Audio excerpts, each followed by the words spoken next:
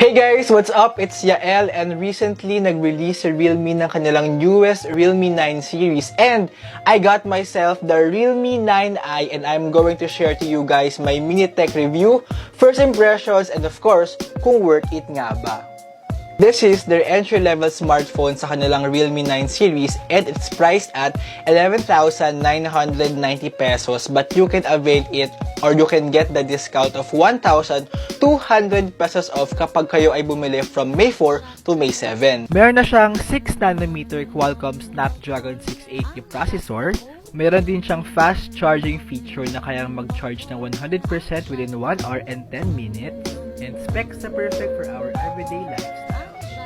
If naghahanap kayo ng smartphone din na perfect sa lifestyle nyo and syempre fast charging din kung kayo ay on the go, then definitely Realme is one of the best options in the market. You can purchase this also on Shopee and get 1,200 pesos off discount if you buy from May 4 to May 7. Just click the link on my bio.